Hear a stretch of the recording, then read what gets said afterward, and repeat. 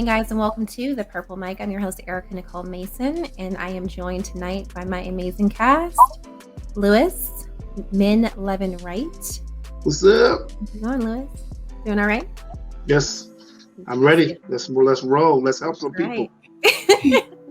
Dr. Benjamin Moore and LaShonna Edwards. We'll be joined by Deon, who's trying to get logged in here, looks like. We'll be joined by him very, very soon.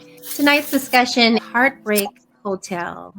Many times we go through heartbreak, and for some, it's not so hard. For some, it is a really, really traumatic situation. So tonight we are dissecting how to properly get over a heartbreak, how men process heartbreak, how women process heartbreak, and pulling together a lot of insight and wisdom so that we can have a insightful conversation. So we hope that you guys enjoy this night with us.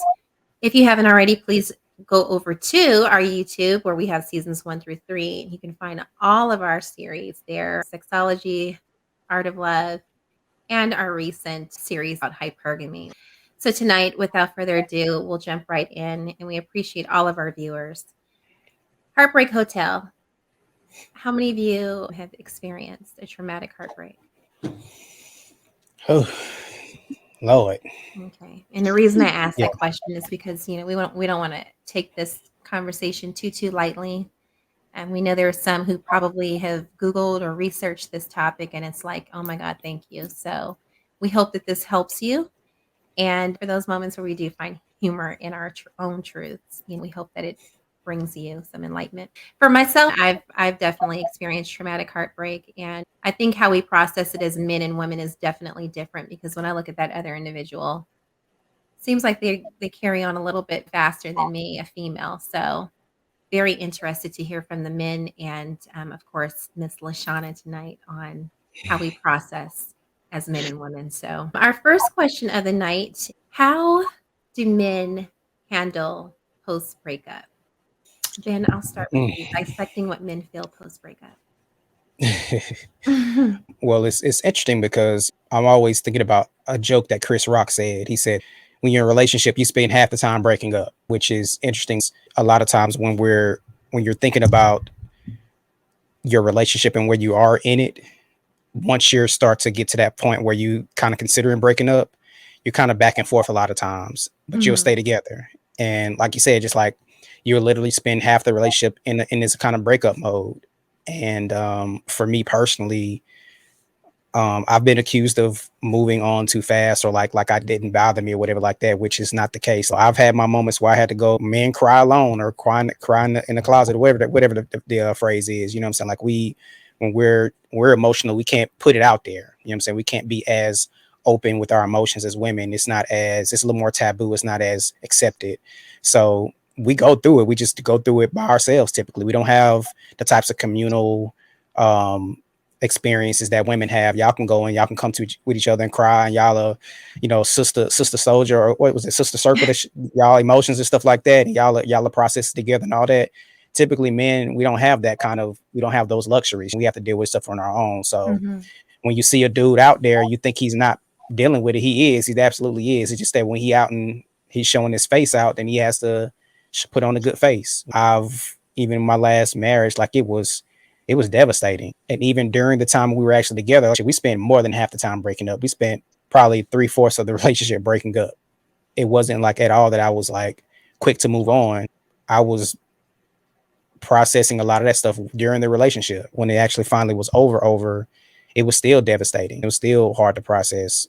Even though I'm in a much better place in my life now, and I'm much happier than I was, a lot more at peace, it was still hard to let it go, because as men, we are designed to protect. We're designed to like cover someone, something, some people, you know what I'm saying? Like our families and stuff like that. So when you don't have that, you feel like you're kind of out of your purpose in a sense.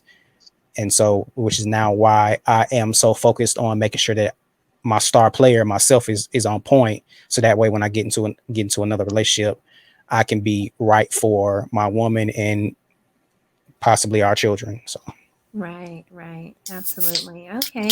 And Lewis, dissecting post breakup. Go ahead, sweetie. So, I mean, we calling it disappointment, right? So here's the meaning of what is disappointment. Disappointment is when we feel sad or surprised because something did not happen or someone did not respond as we expected. Not all disappointment is a big deal, but some disappointment negatively affect us. The feeling of loss that hits unexpectedly and lingers. So with that being said, I think we've all been hurt. We've all been through some type of disappointment at all levels, and especially when dealing with love. Because with love, it seems like we put our all into what love is, into someone, and it's like it's all we got. And it's like I've given you all I got. I've given up all I've got to be with you. And now I'm disappointed because you have not accepted that, or whatever the situation may be, I'm surprised because of it. Of course, everyone knows I've been married before, and I didn't deal with it very, very well. And here's why: I was not prepared. Anything healthy requires a lifestyle of preparedness. Anything healthy, that your body, your mind, your spirit, right? Put on your breastplate, whole armor of God. You got to be prepared. It's coming. And then especially your heart. And I'm not saying have a plan B. I'm just saying you have to be prepared and making yourself strong in all aspects, because disappointment is coming, believe it or not. That's one thing we learn, because what we know, there's two things that's for sure: taxes and death. But comes disappointment, number one, which causes death. And a lot of times I think if we're not prepared on how do we strengthen all those different things in our life, we become disappointed. We start to point the finger.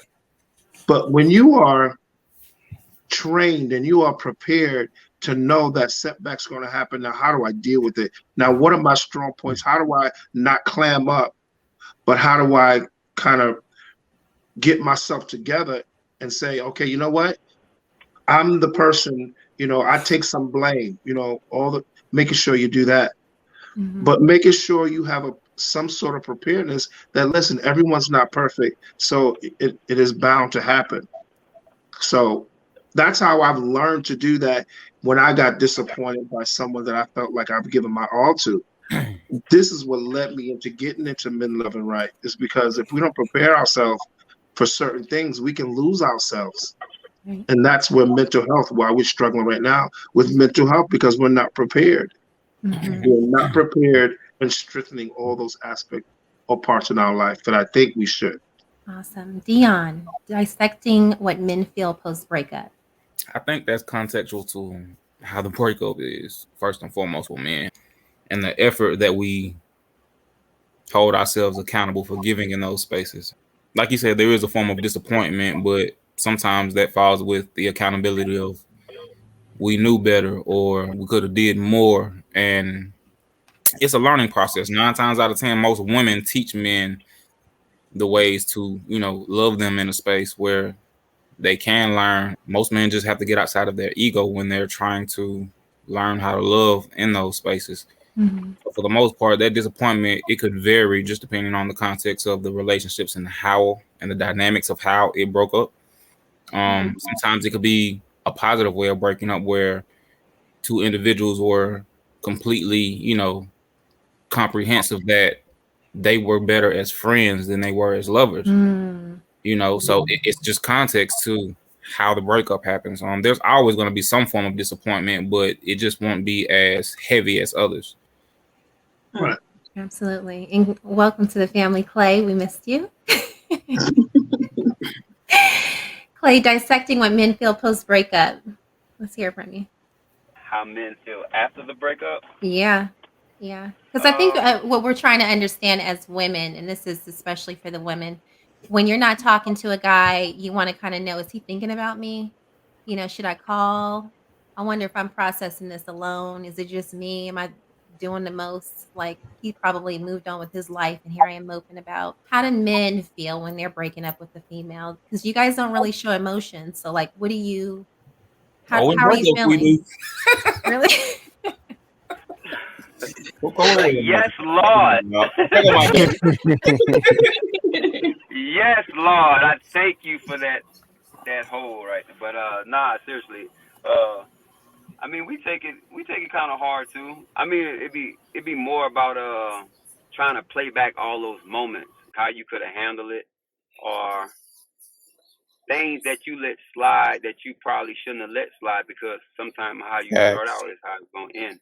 So it's just little things. I can even accept that example from a moment that I wish I would have caught, because I saw how it started going this way. If I'd have checked it right then, ain't nothing wrong with us. It's not like we checking y'all, trying to put you on your place, but certain aspects you just want to be like, we haven't reached that length to, be in the place to be trying to, check each other on certain things about just going in your personal stuff. You know what I'm saying? Or anything personal where somebody trying to check you in the early beginning of knowing them. But holding each other accountable.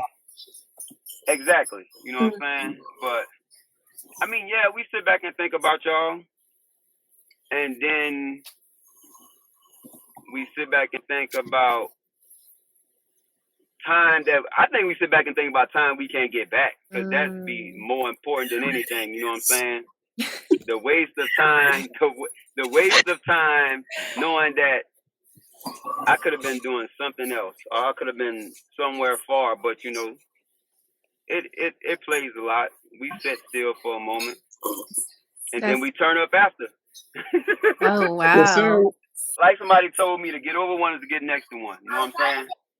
Wow. I'm just joking, but nah. That's all contextual too. That's contextual too. That's actually there's some truth to it, but it's just context.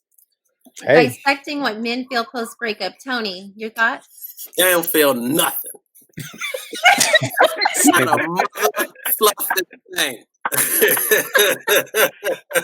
Why?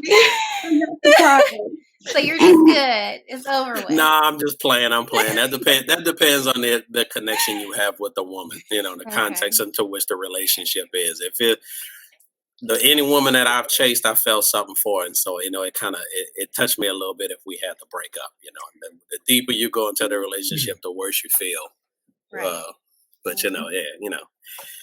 if it's just there for some bump and grind, and we ain't bumping and grinding no more, and it's like, peace, see ya, bye.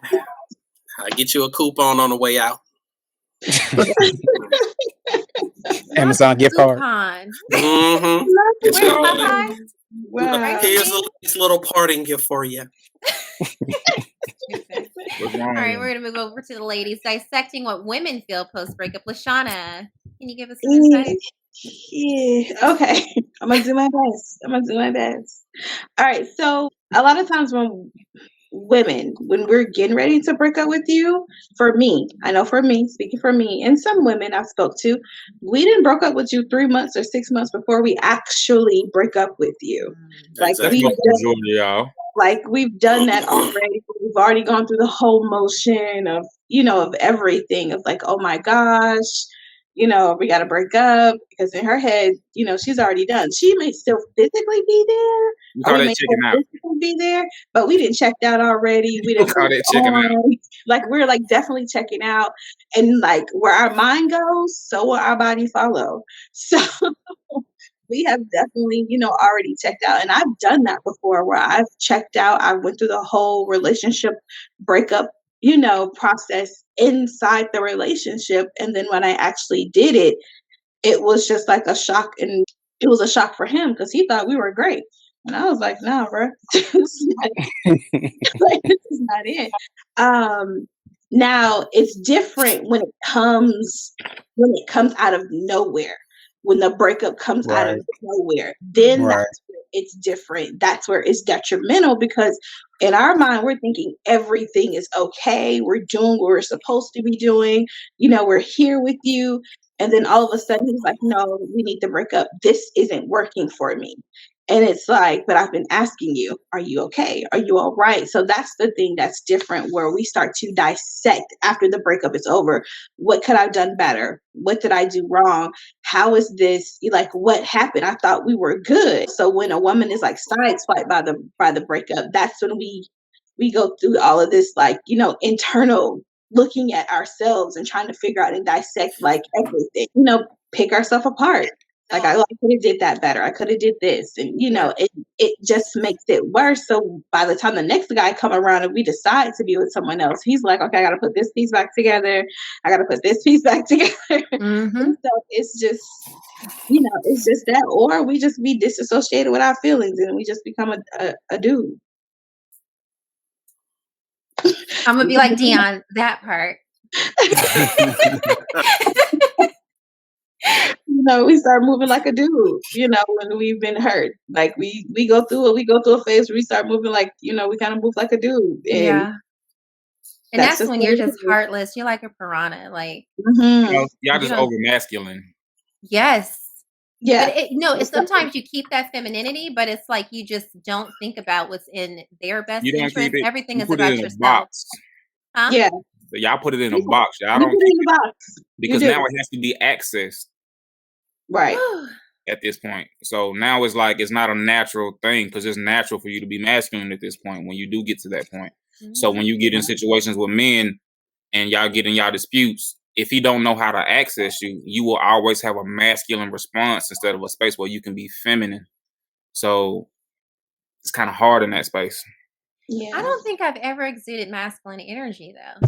I mean, I still. You sure about that? Yeah, hey, I'm sure. You sure about that? Tell me a time when I exuded masculine energy. You told me some stories, player. I need you to change that name first of all. And she told me some stories, player. You're such an instigator. Look, okay, give me one example, Tony. See you pulling them cars down the way. Wait. I want to know how she get away without telling her side, and LaShonna's told her side. Why y'all keep letting her get away without telling her side? Thank you so much. You know what I'm saying? Don't throw the subject off where she can't tell her side about the heartbreak. Right. I know it's just two of y'all, but you got to break it down too. Easy. Right. All right. So, Erica, the question is to you. That's something what women feel post-breakup. What do you feel post-breakup? How do you feel? I'm turning on Tony Braxton. I'm turning on Babyface. I got to process the emotions. I got to get that good cry. And she's making one special trip to Chick-fil-A. Yes. I'm an emotional eater. Like, it's beyond out of control. So I got to go through the roller coaster. And the very first level is get it out of your system. Cry it out. Sit up there, wallow, look like shit, be ugly at home. Your hair is not combed. You ain't had a pedicure in 6 weeks. Like, you are. It was a story with some pork rinds. Right. Probably got some in the bed because you've been eating them on the sheets. Like, it's bad. So what is it? I can see the sitcom in my head right now. I can see this whole scene. It is bad. Like, so have you ever been in a place where you've already broken up with the person inside the relationship? Yes. And so how did you move then? Like, after you broke up with that person, after you broke it up with them inside the relationship, how did you move? It was my own inability to be a wife or a partner at that point. Like, I wasn't in my role anymore, which was a turnoff for him because that was everything he was used to. Mm-hmm. She's not doing everything the way she used to do it. So it just kind of made the relationship down spiral. It's like, fuck it. I don't have to do this. Like, for what? He doesn't appreciate it anyway. So when you start detaching, that's when you know things are over. And you've had those conversations already. It's just like, what are we doing? We need to just go on ahead and wrap this up. This ain't working. Yeah. But yeah, once you go through the breakup part, it's like I have to go through that emotion. And then it's more or less turning a new leaf where it's like, okay, I need to pick myself up. Bills need to be paid. Let me find my self-worth. And then you have those men in your ear that's just like, oh, what's up? Like, reminding you that you still, you got that, like, as being say, you got that thing in, you got that thing in. Yo, I'll tell you something. You ever seen those old school poker players, like, you know what I'm saying, like when you say like the old time, like back in the like the Western days, and they be playing poker and everything like that, and they be the ones that's really good at playing poker? It's because they have all these different, they have a whole bunch of aces up their sleeve. You know the term aces up their sleeve? Mm-hmm. That's her. No. That's her. Not me, but Erica. No, Erica. Yeah, one over. Nope. Oh, that Both way. of y'all. That Both way. of y'all. One over. No, See, Both look, of really y'all. yeah, not. the aces. Aces. Erica, we just Both had a of y'all. conversation today about your all-star roster. Mhm. The All right, proverbial, put too much of dick in a glass Put case. business out there. Hold on. Put Dick too much in the business out there. glass Okay. case. Break in case of emergencies. She will be okay. Not at all. I think everybody has their waiting list. Yeah. I think everybody has their waiting list, and That's I am true. very, very selective. But in all seriousness, I don't wallow in a place where I'm so confused. I allow random men to come into my life because I'm trying to replace that person, or I'm just lonely. So this is my mean time, and I need some, or I need attention, or I need affection. I don't do that. Rebound. Gotcha. Only reason I don't is because I already deal with kind of like abandonment issues, and it's like I know that person is temporary, and that's exactly what I'm grieving is the temporary. I don't like temporary people in my life, so that part of it, I don't need somebody coming in to fix that. Do I get lonely? Yes. But in the process of dealing with it, I surround myself with people who really love me. I like to be distracted in a healthy way where I'm around either my family or my best friends, or, Chick-fil-A. just traveling, eating. But here's the thing about me, and I'll say this in conclusion. I will reach out to that person, sadly. And reason being is because I'm the type of person where I don't like to burn bridges, and I certainly don't, depending on the severity, if they cheated on me or they, put their hands on me or, something like that, then no. But if it was a healthy mutual breakup, I want to talk to that person because maybe there's something that just wasn't said. Maybe we need some closure. I know I do, but I do still want to keep a positive relationship with that person. So I'll reach out to them. And I don't know if that's healthy to do because you're opening that door again and you already have feelings, and maybe you might have that post-breakup breakup sex. I don't know. It's happened. But that's just me. It hurts like hell. And then it's hard to move on after that because I'm not a trusting person. Like who I give my heart to. Once I give my heart to someone, I'm like about you, and I'm seriously wrapped up in you. Like I'm engulfed, like once I'm in a relationship. So yeah, that's pretty much how I feel as a woman. Yeah. But anyway, moving right along. Next question. Does time really heal wounds? Hell no. Who said that? Tony. It doesn't. Really? Hell no. Let's start with Lewis on this one. Lewis, go ahead. I'm interested to know. I mean, you know my take about it. I've done blogs on this about how I don't believe time heals all wounds. I really believe massive action, information, and a support system help heal the wound. Just like a physical wound, if you get cut, you're not going to let it stay there and let it heal itself. It's just not going to do that. That's not how the body, the mind, or anything is made up of. Immediately, what you need to do is you take action. You grab a bandage. You grab the stuff that, you put on it. You seal it. You hold it. They tell you what to do immediately. That is what's going to help the healing process become not just seeing a markers. Remember, you do that and you put the extra stuff on it is because you don't want to also see a forever wound. Right. You want also the wound to dissipate. Not just only you just heal it, but you want it to dissipate so you don't see it. But what happens is if you allow it to if you do nothing, bacteria, it doesn't heal right. The wound looks worse. And that's why I always talk about you can't sit there and do nothing. God help those who help themselves. Even we do that when we with our friends. If we know our friend is sitting home sulking and ain't doing anything, come on. Our job is to really come in there, be supportive, and make sure we keep them busy. We inundate them with positiveness. If they didn't do none of those things, they will over time, they'll start to forget, but they'll remember soon something triggers it. And that's the problem. Because if you allow time to do it, your triggers are still there.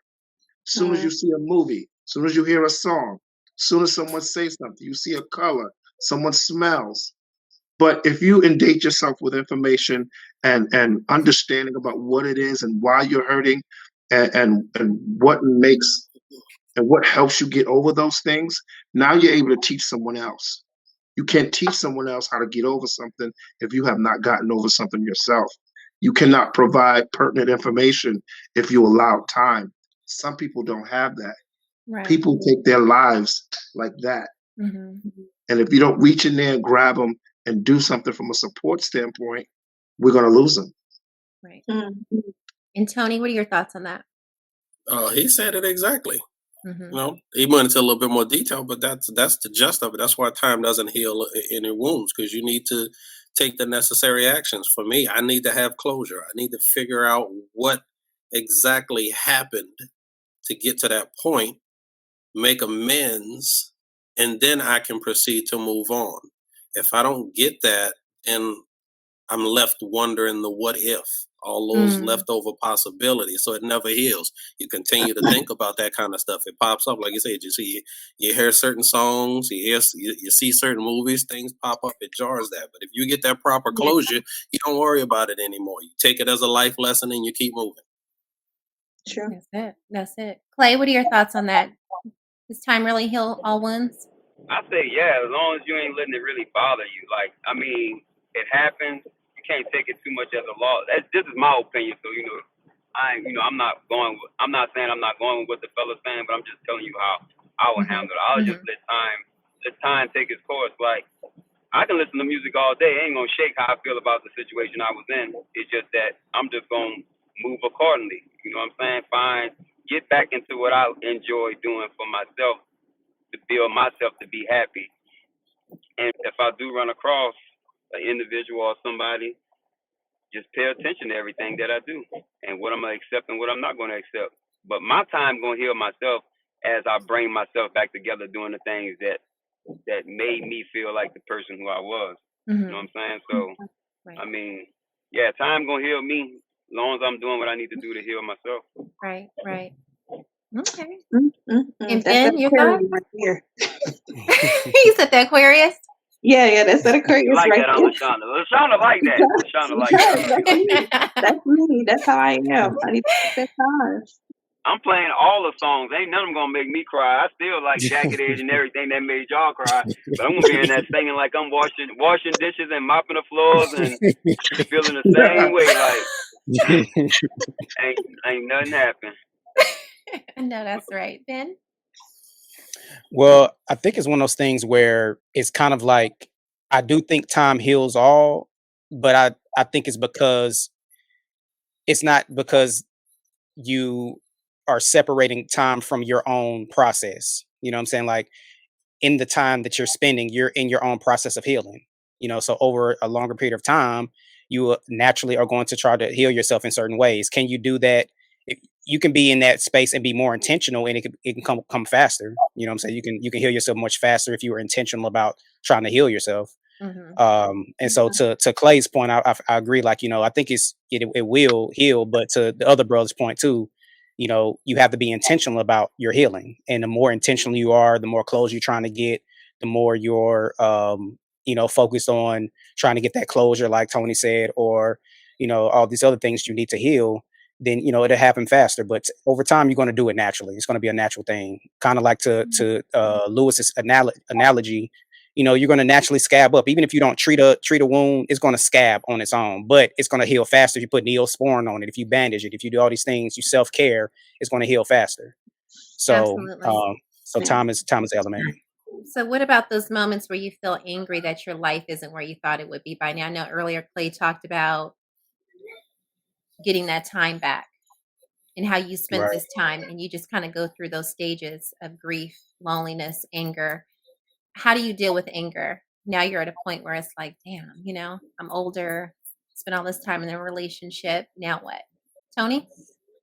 I'm pissed. Let's keep that honest. I'm pissed.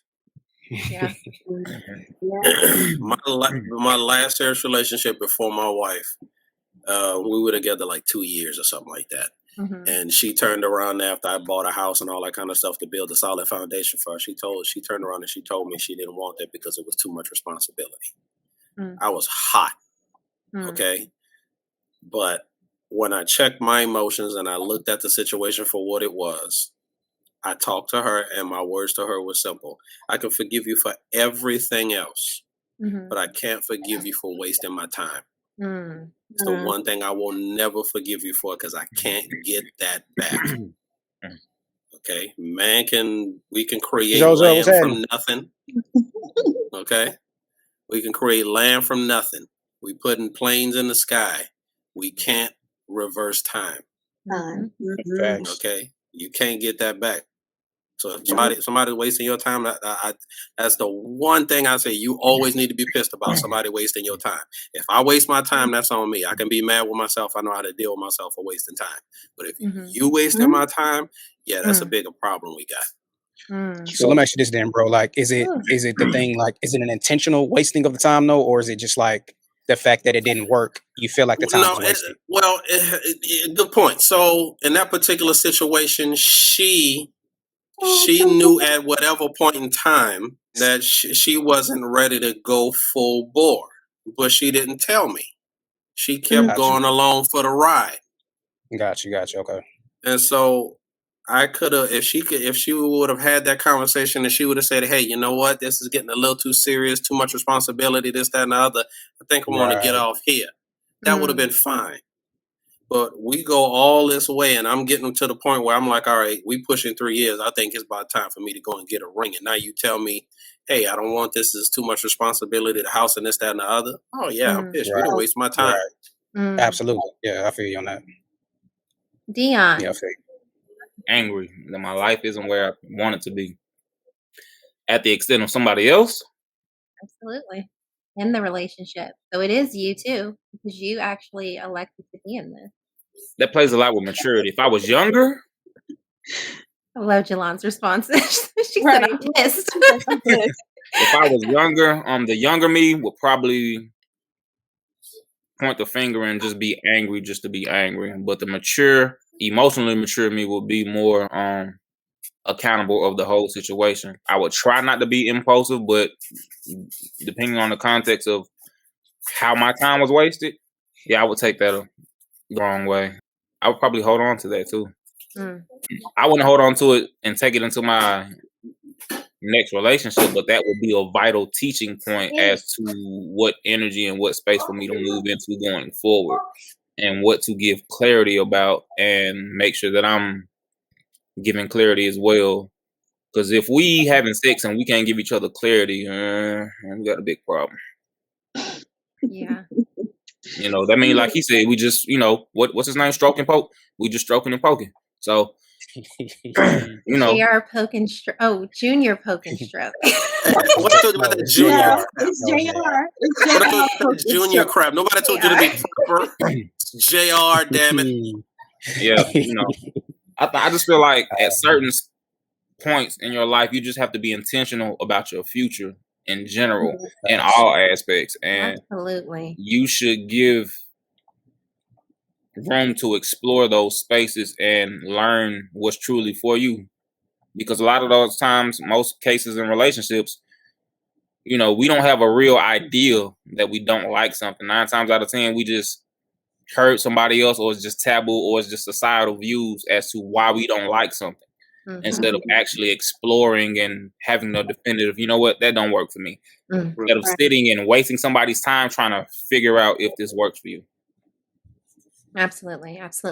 We want to thank the viewers at home for watching. You're watching The Purple Mic. If you haven't already, please hit the subscribe button, like, share, and comment. Tonight we're discussing HeartBreak Hotel, how men and women process breakup. And now we're moving over to a positive side of things, the healing. So let's talk about what our role is personally in the breakup. How do we start taking accountability and look into what we had to do with this and how we processed this. I'm going to go on ahead and start with Clay on this one. I mean, I'll sit back in my own space and think about if I'd have did it this way, if I'd have did it that way, or how I would have challenged it. But I started looking at like how many things was repeated in that situation. If I even want to take roles in certain things, some things you can take roles to say, you can accept it as in like I was wrong, but some things you just be like, man, I'm not accepting that, and you know better just like I know better. So I mean, it all depends on the situation. I will accept my responsibility, especially knowing that if I really care about you. But if the relationship is over with, I mean, all I'm doing is not just sitting back in my own little misery thinking about something. If I want to go back and go get it, or I just want to leave it alone. And I'm not going to sit too long in that situation. So, I mean, I don't have no problem accepting my role and the responsibility. Yeah. Okay. And Lewis? I'll go back to originally what I said. I think the lack of preparedness causes you to not accept. It causes you to not admit. And I think there are a few things you must do in order to, number one, even start the phase of getting over it or kind of coming to some positive conclusion or trying to come with something positive out of it. And the first thing would be, admit it. You have to admit there's a problem. Somebody was disappointed. We were disappointed. Something went wrong. The problem is here. And it happened. Sometimes we don't admit it. We can't even accept it because we put veils in front of us. We start making excuses. Mm-hmm. My mom said to me, and I said this before, she said to me, one of the most important things in a relationship is not about who's right, it's what's right. If you always go by what's right, what is the right thing to do in certain situations, you stop pointing the finger. You never go after the person. You always you have to learn to go after the problem. But we can't go after the problem if we're so spending time, we're going after each other. Mm-hmm. The problem's still there. So definitely admit it, accept it. Then you have to start to adapt to what's really happening. Like, yo, this is really happening. Now, what do we do? How do we both come out of this either happy or coming to a conclusion that, these are things that cause us. Now we can move on. So in order to start that positiveness, you must have those things in proper places. And that means if you lack the preparedness of it, knowing this is how I deal with disappointment, then you're both going to be in a ditch and no one's going to get closure. And it's not going to happen like you wanted to. So. Shout out to Jelon at home watching. We missed you, Jelon. Jojo and Tony having a whole conversation. We miss our sister. Right. That's too funny. Miss you, Jojo. We miss you, Jojo. Thank you so much for that, Lewis. Always dropping gems. I want to move over to LaShonna. LaShonna, what was my role in the breakup, honey? Let's talk about it. For most women, I'm not the problem. He is. Facts. Big old facts. Big old facts. I'm not the problem. It was him. He did it. But it's bad because I kind of agree with Lewis, and then part of me disagrees, only because even if you do attack the problem in that role that that you guys are looking at, sometimes you're attacking it, but you're attacking it alone in that situation when you're trying to attack that problem, because that person may feel like there is no problem. Mm-hmm. What are you talking about? And so in a sense, what do you do then? You can answer that question after. But my role, I do definitely do a lot of self-reflection when I am in a relationship. When we break up, I do a lot of self-reflection. I take a look at what, the things that I could have done better in a relationship. I do ask questions like, what was wrong? So that when I move on to my next relationship, I know how to I know how to move. I know how to fix those things, because sometimes, men, a guy that I dealt with, he didn't know how to talk to me about certain things that he wanted me to correct. And I was just like, well, why? I would talk to you about things that I wanted you to correct. I said, so I need that same thing. And I always made it open, and we had an open dialogue. But because he was so used to a combative type of female, he wasn't conditioned to be with someone who you could sit down and have a conversation with, and just talk things out and work it out. So it was, it's different. But I do look at a lot of those things, and, my role. I'm like, what did I do? How can I improve on it? And that's even in the relationship. I'm asking questions like, how do you feel when I did da da da da? So like those things I need to know, to improve our relationship, so we won't be at this place of breakup. And sometimes breakup is inevitable. Sometimes progress reports are very important. I believe even conversation starters, those cards that they just started releasing.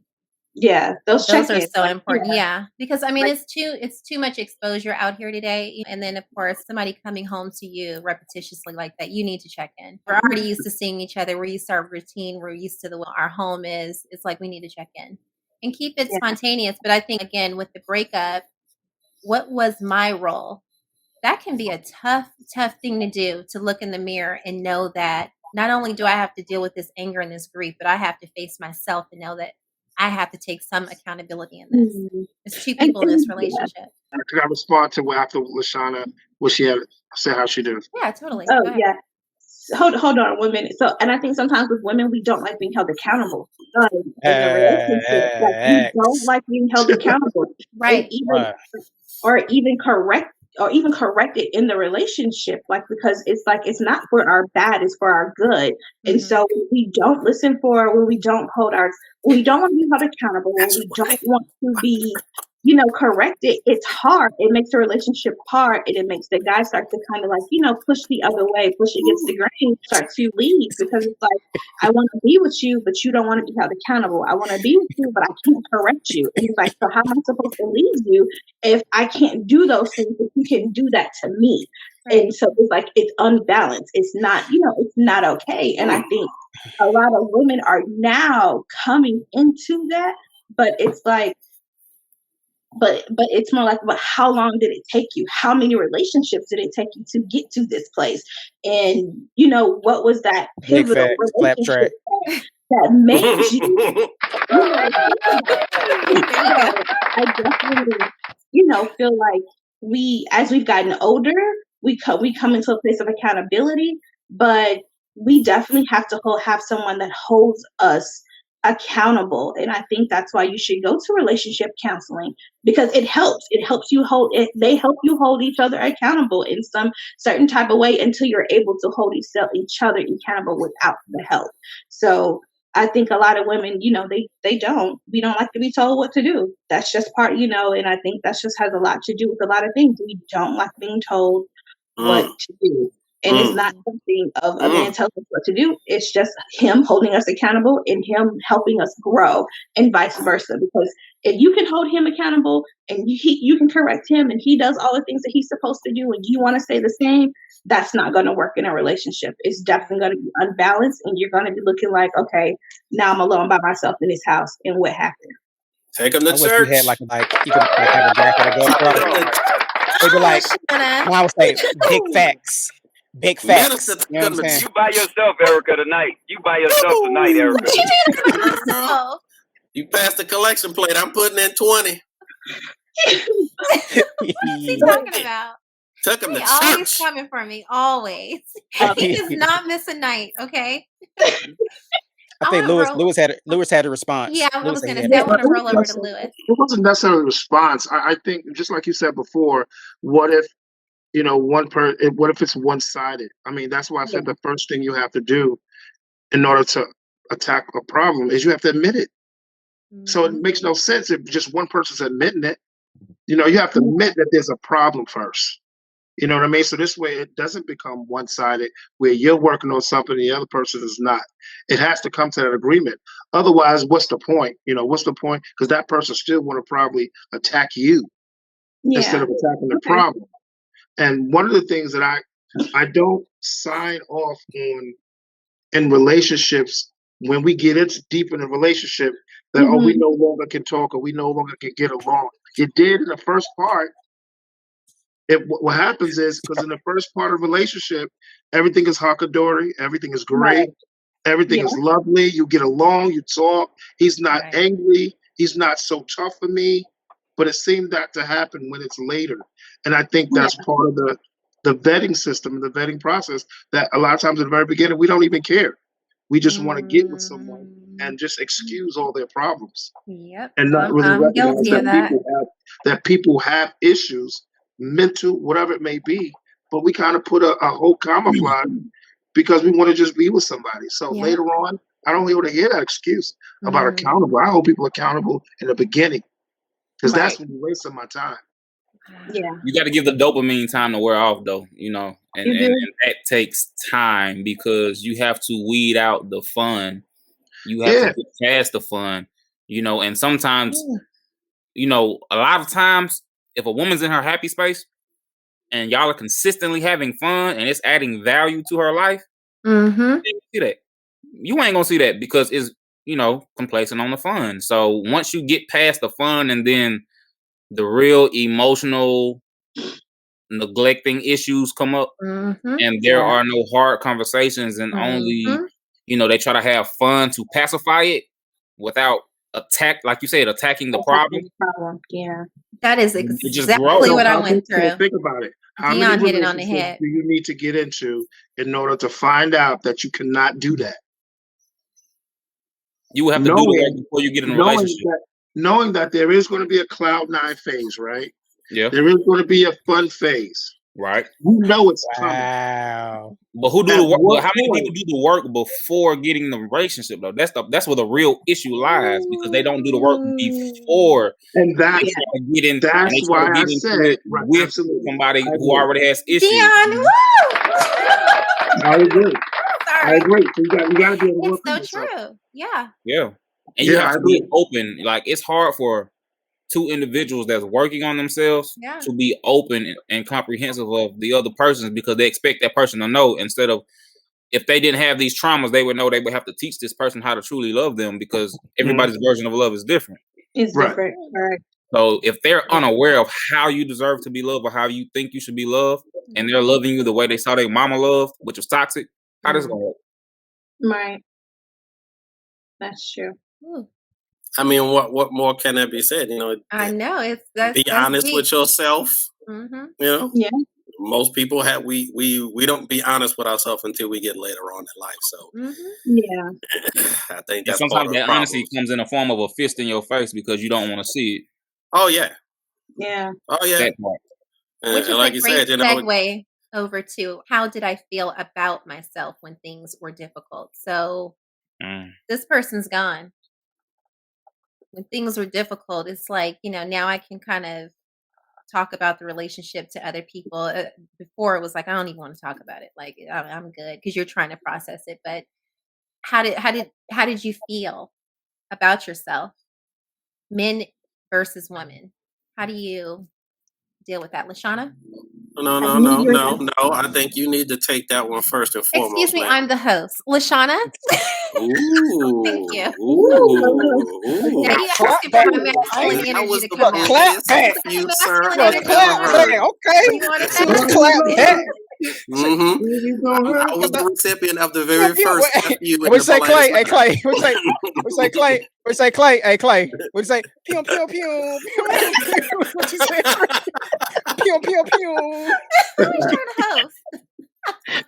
Oh goodness! I mean, I do know what you're saying, but I ain't gonna say nothing. I'm gonna just keep it 100. You know what, Jelani? If you don't get back here, I'm saying anyway. Shoot, I only got one sister, and she coming for me too. Look,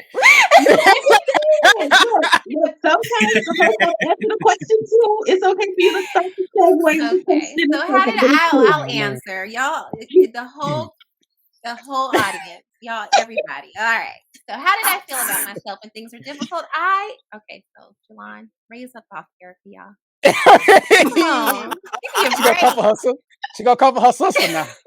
She gonna cover her sister. No, but in all seriousness, I felt like I was tenacious. I felt, and I speak from not only experience, but being actually in that moment right now, reliving that experience, I felt like I was tenacious. I feel like anytime I'm loving someone, sometimes I can neglect myself in a sense where I will become selfless and give more to them, give them the bigger half, whatever it may be. And that could be my time. It could be sex. It could be energy. It could be whatever, even a slice of pizza. Here's the biggest piece. Like I'm giving my all to the situation. And even when things are difficult, you can't stand to look at somebody. You can't stand to even sleep next to them. I still feel like I'm in it to win it only because, again, it's not even loving when it's hard. It's more or less like you don't want to have to start over with someone new. You know how far you've come and you know what you went through in order to get to this place. That whole vetting, dating, getting out there, sifting through a pool full of men, that's not fun to me. And I That's why you got a waiting list. Huh? So that's why you got a waiting list, right? Anyway,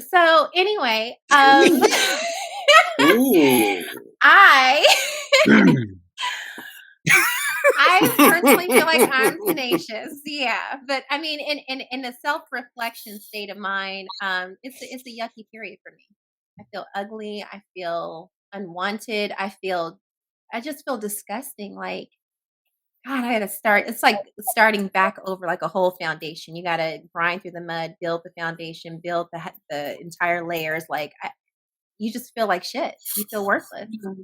And then you have to build yourself back up, and all in the process, it's like, still maintaining those other relationships in your life. So that's not going over into those relationships.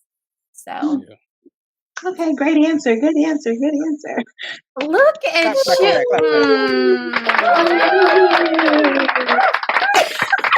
All of y'all. I'm going to do this about 6 times. That's what you call growth, audience. That's growth. Oh, God. You know what? Okay. We still love you. Mm-hmm. I love y'all too. Okay, so you say like how do I feel? Now LaShonna wants the answer. Okay. No, you didn't. No, you didn't. You can go. You can go. Kind of piggybacking off of I want to like highlight something that LaShonna said earlier about accountability. Men are typically the bearers of accountability more so than the women. I mean, again, when y'all have y'all sister circle moments and all that, y'all will bash. I mean, everything. When you get sent those notes, like the post-breakup notes or text messages or emails or whatever, and they tell you all about what you did wrong and how you did it wrong. They never it's very rare that there's accountability where it's like a reciprocal, equitable. Okay, I'm sorry for my part. I forgive you for your part. I'm sorry for my part. It's just you did this, you did that, you wrong. It's like, as men, it makes it hard for us to be as forthcoming as possible because it's like, I've done all of this and you still can't hold yourself accountable. You can have been the actual cause of it. And a lot of times women will still find a way to like still blame you. And even though they're the ones that's the cause, when it's, it's. Let me ask you this. So if she takes accountability and she wants to work it out, but you feel this has gone too far for too long. We've been here. We didn't try to work it out, time and time again. Do you still give her that opportunity to make it right? Or are you the type of person where your mind is just made up and it's over with and you have time to walk away?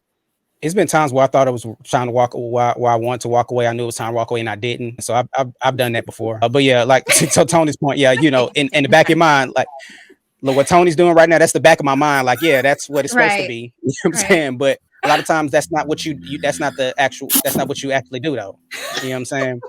So, so that's the thing. So I do try to make sure that, make the right decision and not just make the right decision, but actually act on the right decision. Cause that's a lot of times what we don't do. We know the right thing to do. We don't act on it. I'm very self-reflective, very self-assessing. Like I assess myself, like to LaShonna's point, during the relationship and afterwards as well. A lot of times what I look at is what's the initiator of things. Who initiated what? If we was having a consistent problem, was you the one initiating the problem all the time? Is your assessment of me that I'm wrong for reacting to your bullshit? That's what's happening a lot of times, especially when men get obsessed with stuff. It's like, okay, and men and women, it happens both sides. And in fact, it may even happen more times with women, but it'll be that the other person would have done something. And it's like, okay, I'm reacting to what you did. but now you're demonizing me for my reaction to your thing. And so I look at that a lot, assess myself on, am I the initiator of the bullshit, or am I the reactor to the bullshit? How do I deal with the feelings in that respect? I don't go through the ugly, you know what I'm saying, like what you described, maybe. But I'm more so don't like, come to my door, because you're gonna be like, damn, what happened to you? Get you some Don't come to my door. There might be some gum over here in my hair, like some popcorn in my goddamn. And get you some Chick-fil-A delivered to the house, and get you some pork rinds. And put some Whitney on. It's gonna be a show. Oh, it's definitely gonna be some Whitney in her house. It's gonna be nothing but Whitney. Oh, Whitney. You remember in Boomerang when what was his name? Was it Darius? What was his name on? What was I forgot his name on the movie, Boomerang. but yeah. Never. Marcus. What? Oh Lord. Marcus? Oh, Marcus. We pulling your card. We gotta pull your card. I knew that was coming. We gotta pull it. Sorry. Right. So you remember when Marcus had got when he broke up with Robin Givens, and he was like all in his feelings in space, and he, listen to music and like just in those Jocelyn, yeah. My boy remember all the whole movies, right? Thank you, my boy. Exactly. Like that's how I am. Like I'm in my music, I'm just like I'm isolated. I actually a lot of times I write my poetry, music listening to. Matter of fact, this last breakup I've been a little bit more communal. Like I've had, my circle of friends, you all, like the crew, reaching out and talking to a lot of you all. When I'm sad, really sad, I don't eat. I try to work out more. I sleep a lot. I have all those basic signals of depression, which is melancholy or sad, the blues, whatever you want to call it. I try not to reach out to the other person, because I know like that I've been in that situation a few times where it's kind of pulling on heartstrings, and you end up going backsliding up in it. You know what I'm saying? So yeah. So in conclusion, and again, we want to thank all of our viewers at home. You're watching The Purple Mic. What positives can I take from the experience now that we've gone through the whole post-traumatic breakup? It's time to move on. There's always a positive lesson in everything we go through. There's a reason why we were even in that season. Clay? Oh, for you to take? Uh-oh. You know what, Clay? That's your second strike. Okay. Oh, wow. You asked me what positive you can take. That I can take from... So this should express something. Okay, I thought it was a shot from what I'm about to say. From 10 years ago. Never mind. Nah, I'm not shooting. Story time. Seriously, I would say put yourself first. It's a lesson that I just will learn from and move forward. You know what I'm saying? I'm not gonna sit in it too long. That's why I say I'm just gonna continue to work on me. Work on me, do what I want to do, enjoy my life, and Clay, can you say your famous statement? Don't feel no regrets behind it. What's your famous statement, Clay? my famous statement is that, like it was told to me, I'm the prize at the end of the day. You know what I'm saying? So I mean, and it begins because somebody know my work is good. And so, if you don't know your work is good, then you can't be the prize. That's right. Tell them, Clay, and mess with who messed with you. That's my favorite one. Mess with who messed with you. Yeah, real talk. That's real. Mess with who messed with you. Absolutely. Well, you know the slogan. You can finish it off. The slogan. I love that. I know you lying.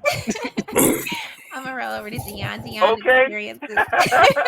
Learning was not for me, and I'll keep it as simple as that, because what's not for if I make it more complicated than that, then I'm gonna start digging for stuff that I probably shouldn't dig for, because it's over with now. If I didn't dig for it when I was there, and I'm pointing me trying to dig a dead grave back up. So I just hold myself accountable.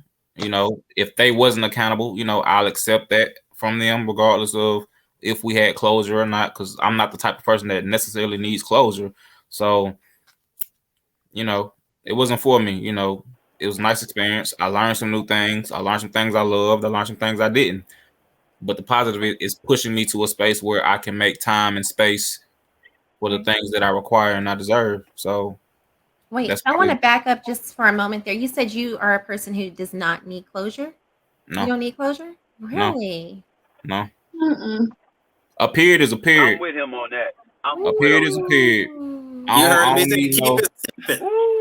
I I don't need no closure. If it's over with, cool. Yeah. Wow. And it don't have to be I ain't gonna be like poking stroke, but you know,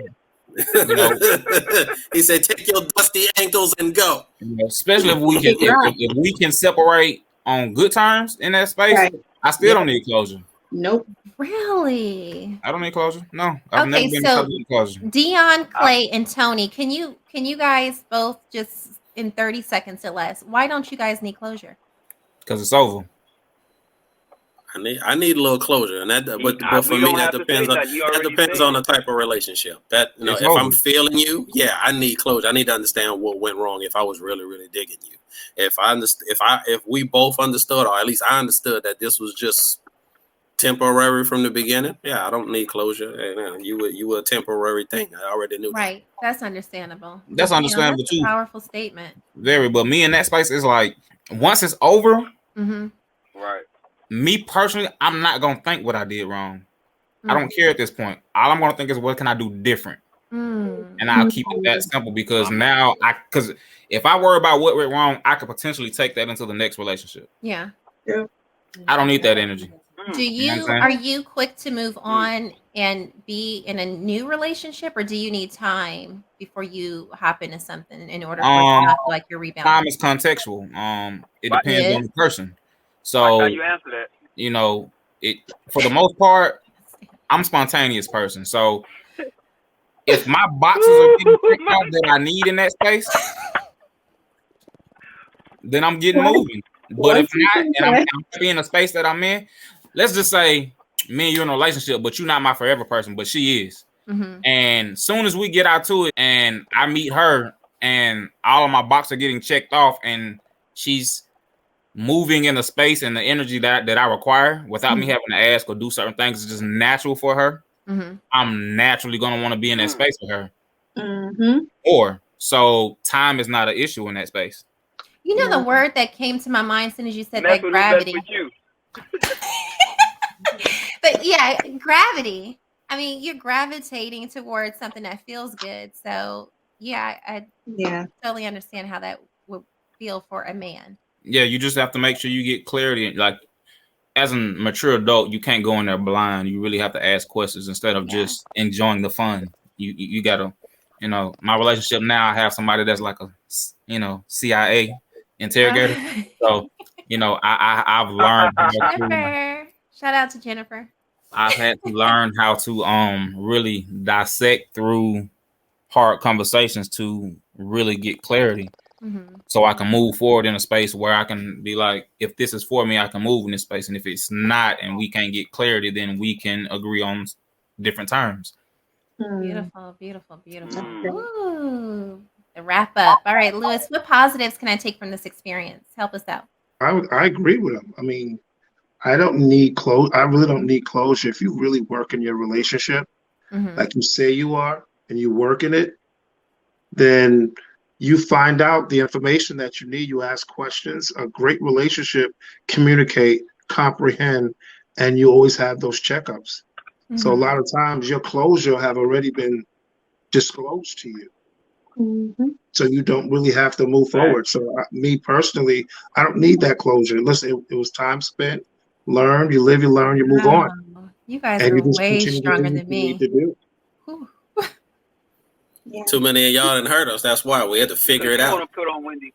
And all I'm gonna say is, don't text me no long ass text message afterward, trying to, this, that, and the third. Cause guess what's gonna happen? Right. Who's screaming lies in the background? Who's screaming lies in the background? You know who that is. Don't text me now. When it's over. Shout out to Jennifer. When it's over. No response. When it's over. I ain't say why we in it. I said when it's over. When it's over, all that long ass, the things I never had wanted to say, but I can say it now because it's old. Lies. That? Lies. Don't text me that. Don't text me that. Because like you will literally be left on red. Intentionally. Wow. And see, this is the thing. When they see left unread, they gonna think you read it. You just looked and seen that big ass paragraph, and then you deleted the text thread. Thank you, Jennifer. They are reading it. Okay. You know why we know that? Because you wouldn't spend time to Listen, open she's it. speaking on her past experience. She's speaking on her past experience. And this is the That ain't gonna bother me, so I don't have to block you. I might even text you back. I'm not gonna read this shit. We already know. Like, I ain't finna. Jennifer. Oh, all right, yeah. My car will be at the Blue Flame with some hot wings, a 20-piece, a double side, and enjoying my life. You feel me? All of you at home who are just signing on your ain't gonna be no Ruben Studdard over here. I'm not sorry for 2004. Deuces. What do you think this is? Better hope she ain't got an Android, because you definitely can't tell if I read it. Yeah. You know, shout out to our Android users. We love you, but I hope the iPhone family is a whole vibe. Okay. Ooh, you got that's that funny. read and delivered, and if you are on red, it's I'm with Jennifer on that one. You did open the text, so technically, yes, you read it. You read and I didn't read the shit. I don't care if I open it. Yes, you did. I just seen you starting off a conversation. I was like, oh, what's she talking about? Then I open it and that shit extend and I got to scroll. I'm not reading that shit. Delete. I gotta scroll. I gotta scroll to read that one text that you just sent me. You sent Clay more than 5 words. You are not listen. And this is what y'all do. Y'all will sit there and text it, leave it in y'all text box, then add to it, then read it, and make sure y'all proofread and get all the facts right. Proofread. I do that. Who's doing all that? Deletes. I'm not reading that shit. Not me. Oh wow. Not when it's over. I'm not gonna read that. If it's over, it's over. Okay, let's be adults. Oh. So now we're gonna do.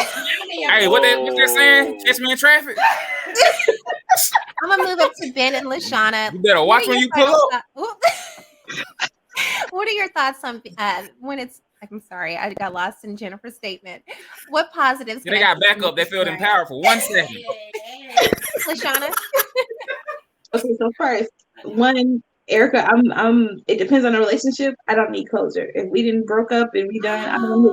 Oh my God, you guys are strong. I don't want to hear nothing else. It also depends on the person. Like if it depends on the person, if it depends on the person, I had a really deep connection with you, then 9 times out of 10, you are gonna wrap back around and come back to me. Mm-hmm. And it always happens for me. They wrap back around and be like, hey, I need to talk to you. They want closure. So I'm like, okay, fine, I will give you that for you. But that doesn't necessarily mean that I need it. But if you need it, cool, that's fine. I'll give it to you. But for me to be like, oh, what, like after we broke up, like I'm trying to text you all this stuff. That's some no. I don't have time to be doing that. Like I'm checking out. Okay, so lady to lady, here's the thing. I like closure. I'm a person, like I said, if it's a domestic dispute where we're fighting or something like that, then no. But yeah, if it's like we just don't click, like I want that closure. I want it. Anything can happen like life is greater than, you know. But what if that person's not ready to give you that closure? Are you going to force that on them? No, that's different. That's different. No, you can't force anyone to do anything. Then yeah. So what does your closure look like? It's just a cool conversation. Like, please, you know, I will always love you, and I really appreciate what we had. I'm definitely like messed up over the fact that we can't make it work, but I'm gonna always love you. Like, you know, it's just letting them know, like, that ain't closure. That's like a soft letdown. Like you ain't trying to hurt his feelings. No, you better sprinkle some motherfuckers in that. That ain't closure. It doesn't. That's a breakup. You just let him down easy, as they say. You let him down easy. That's all. You let him down easy. That's not closure. Closure is that's like transferring energy because you feel bad. Like you're trying to transfer energy because you feel bad. Like no, not even. Like why you want to transfer energy because you like, oh my God. You just know, like it's not gonna work. A lot of people end up having friendships after. You might hear some real things that you didn't want to hear. That too. You can't discount that, but at the same time, I'm speaking from myself. What I'm saying, you might hear some things. Closure. I mean, a lot of people end up being friends after their relationship. Some people move on completely. But for me, I don't want to live in the back of my mind like this person had an accident or they got cancer or something happened and we just ended everything like that. So when you get closure, do you linger or do you completely move on? I move on after that. So basically, It's time. You want to keep the door open just to check on them. That's it's what you're just saying? being civilized. Like I don't feel like Cold-blooded rattlesnake. You just said something about they had cancer or something like that. Like no, I said things happen in life. So when Christmas come around, say Merry Christmas. You know what I'm saying? Oh wow! Like, I mean, it's more or less just being like civilized and just saying, when Christmas come around, I still ain't texting you. It's over. Sometimes I feel like the person that want to hear from that person is did you do something wrong that you want to be heard from? That part. I mean, if I'm going to reach out, it's because maybe I'm feeling bad about something. No, you know what I'm saying? I mean, I'm not reaching out. Closure. It's not even about getting back together or making it more than what it is. It's just I didn't say that. I'm just saying I don't think it's. Well, you got outvoted because none of us need closure. Yeah, you guys are the majority. You guys are the majority. I'm the outlier. If you guys are just tuning in, you're watching HeartBreak Hotel with the Purple Mic. We ask that you guys please subscribe to the YouTube. There you can find seasons 1 through 3 and our Instagram, all the bios over there. And it looks like Ben is back. So about the closure thing, I think everybody defines things differently. And closure means that what you need to close it out. Some people need to close it out, like Erica was saying, like they need to reestablish the fact that, okay, I care about you, but it's over. They need to have that final emotional connection. Some people need that. Some people need to hear like, okay, this is all the ways that you screwed up. Everybody needs a different thing to close it out. And so we can't say that one person is wrong for what they need for their closeout. That's what it is. For me, it's interesting because, you know, the closeout is typically being like, it's interesting because like the closeout is usually for women. It's a lot of times it's like what they say about the man, you know what I'm saying? They want to tell the man how wrong they were. You know what I mean? That's what they need to close it out. I think Lewis said it earlier, like typically a lot of people want to know what went wrong when they're in their closure. Mm-hmm. But you know, during a relationship, typically when people say closure, it's like they want to figure out what went wrong. And a lot of times you already know what the hell went wrong. We were dealing with that shit for, you know, we was together for 4 years, and 2 of those years we was dealing with them same things. I don't want to talk about the same thing we talked about for the last 2 years. You know what I'm saying? I just feel like when somebody is in your life that long, it's like we could still be family and vibe. We don't have to be. I mean, why does it always have to be a negative thing? It just simply means that you didn't work in that space, but it doesn't mean that you don't work in another space. We can still be friends. Like it doesn't mean that I'm writing you off. Like we can be friends. What happens is a lot of times closure for women that sometimes we think we want to totally strip that. So when we get into another relationship, you know, we did that. But if you still think we kind of still friends, kind of late, you think you still have access to certain things. Exactly. And a lot of times, I don't like. That's why we want to just kind of leave it alone. Now, I see what you're saying, but you got to just clear your conscience. Most men, we like to we clear our conscience. We good. Mm-hmm. We said it. We done it. It's time to move on. Wow. But we know when women want closure, it's almost a door. Yep. And it will stop us from, because if a new chick try to enter our life and then they see that something is happening over here and you haven't finished that, we're going to lose out on something that we thought we had closure with. So that's why sometimes they just feel like, fuck it, I'm not giving you nothing. That's evil. I mean, I don't think that it's evil. I mean, I think he makes a good point, because a lot of times with us women, when we want closure and we say, oh, we can still be friends, I will always love you. To me, I feel like those are cliche things that women say to make sure that the man is still open and receptive to them when they need them, instead of letting them go. I make it so weird. I make it so weird, and all of you guys know that. I tell all of you guys I love you before I even hang up the phone. Right. It's getting weird. And it doesn't have any romantic connotation. It's getting weird on the show. It's getting weird. I love my Right. And we know that, but when it comes to like a relationship standpoint, if you're telling logically, you're telling a dude that you still love him, you know, I will always love you. You know, we can be friends. Sometimes a dude is like, okay, we can be friends, but how come we're not in this still? If that is the case, if you love me, because we're both mature adults and we know we don't have to exist in or that you still space. feel like you have access, like you said. Right. I mean, or you still for me, have access to that person. You know, you have to, you know, just kind of find out, you know, what friends are. Because, I mean, we did just have a discussion last week about friends and about being in a romantic relationship with someone and then them becoming friends. Yeah, and how can you still be in that same space with that person? And you said you ain't like that, though, is it, Erica? No, but I'm still friends and associates with my exes, with some of them. But if I'm in a relationship, like Ben said, you move differently. But yeah, there are some spaces where it's like, Here come. Go ahead, Clay. Here come. Clay. You know he has to have the first try. Do it, Clay. Come on, Clay. She was saying you said you do it, Clay. Come on. So I'm just no, you saying you are friends with exes. But when you get in a relationship, you still can't be friends with your ex? No. You can't have a conversation with them? Hell no. Wasted. I can. I know you lying. There it is. I mean, I don't see nothing wrong with that. You know what I'm saying? Yeah. So you talk to your exes while you're in a relationship? Stay in line. We're in a whole nother. See, we need a part 2 to this conversation. For me? Yeah. I'm you talk to your exes? Me? You coming for me? No, I'm asking you a question. Yeah, real talk. Yeah, I'm being real honest. Yes, I talk to them.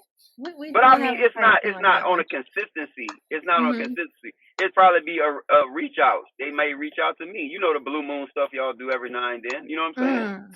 Jelon said, plead the 5th, Clay. I talk to my exes.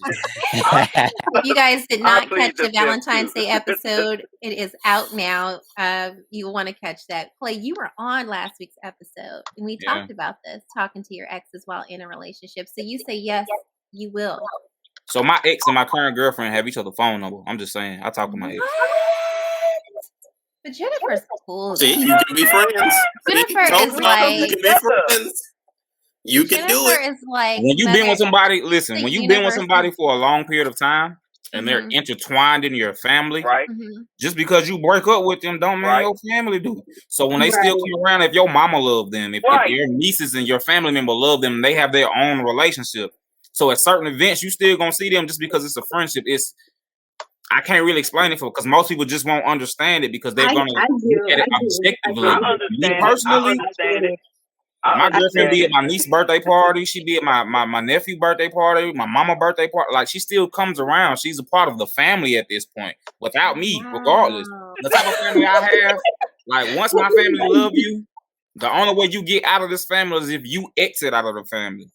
The family's gonna consistently love you no matter what because we don't have that biased love. So just because y'all ain't together, my mama still call my ex, like, you ain't came and saw me. You know what I'm saying? Like, my mama still call my ex and check on my ex. Like, it's a friendship still. It's we were together almost 8 years at that point. You know what I'm saying? It's a lot in between that. You know what I'm saying? So when you have that evidence and that relationship already built outside of you, there's nothing you can do about it. Be a human and still communicate. Because it's not like it's bad blood, but you know, it just didn't work.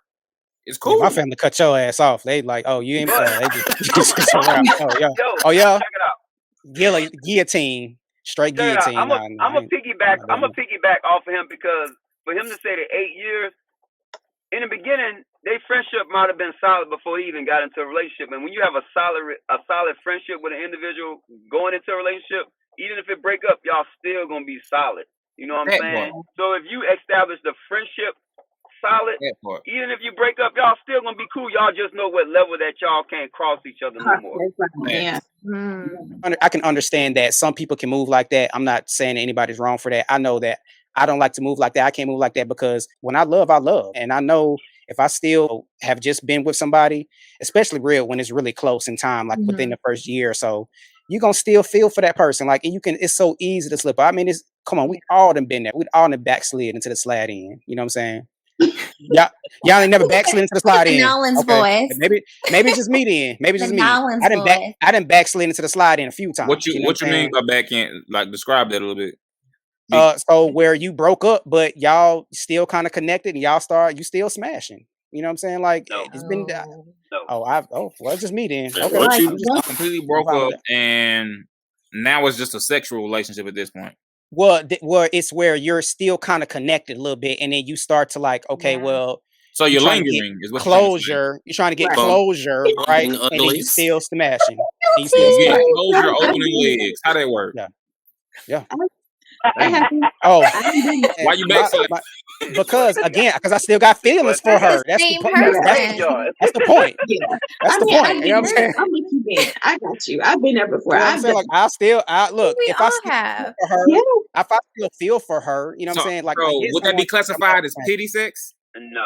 No, it's just it was probably because it was good, and I still love her. Like again, we cannot detach ourselves from. I ain't talking about from you as the man, because as a man, you're still hopeful at that point. So from the woman's standpoint, it's not, bro. It's honestly a lot of times it's not even like I know we're gonna get back together. It's just the fact that old thing. Sometimes you want that old thing back, and until you just separate yourself from that for a far enough time and space and time. You know what I'm saying? Like, you missed that gushy. You missed that kush. Absolutely. So check it out, Ben. Check it out, Ben. Go ahead, bro. Check it out, Ben. If you do slide back, let them be the one to initial you sliding back. That's just my opinion. Because absolutely, I feel you, and it happens both. And that's my point. You're right, bro, and that's the thing. That's like, the only way I would say I probably go ahead. You know what I'm saying? That's when games start. No, I am not. But you know what though? But that's the thing, bro. Like, if there's the door, hold on. No, but if the door is open, that's the thing. If the door is open, reach out to her, he should be able to. There's no way for her to come back play. What are you talking about? Hold on. But it's the thing. That's the point, that both doors are open. When you have that kind of space, both doors are open. It ain't just one person. Each person, like, she might hit you up on some what you doing, or I'm just really sad about everything right now. They start to bring the emotional part. Do you like, man, I'm sorry too, and then it's like, okay, do you pulling up? It's happened to me. Shout out to Ben for keeping it 100 today. We definitely, I'm feeling that. Because I mean, you know what, like he just said, it's men and women both. You don't have to play what you're describing as ego. That's ego. Waiting for her to respond to you. Man, no, that don't have nothing to do with ego. I rise my own ego. I don't need them to rise my ego. You the prize, babe. All right. Well, for our viewers at home, thank you so much. She did it again. For hanging out with us tonight on the Purple Mic. Our new website is on the way. So we keep you guys posted on that, as well as season 4. We have a lot of surprises in store for you guys. A lot. If you have not already, we say it a million times a night, head on over to our YouTube. There you can see past seasons 1 and 2, as well as subscribing, like, share out the videos, all that good stuff. We premiere on Thursday nights YouTube. We have live watch parties where you can come join us, chat in the chat room with all of our cast, as well as Monday nights, watch us live on Facebook and Twitch. You're watching the Purple Mic. We thank you, LaShonna, Clay, Tony. I think Deon ditched us. And Ben. You still here? Yeah. All right. Thanks for watching Purple Mic, guys. Good night, guys.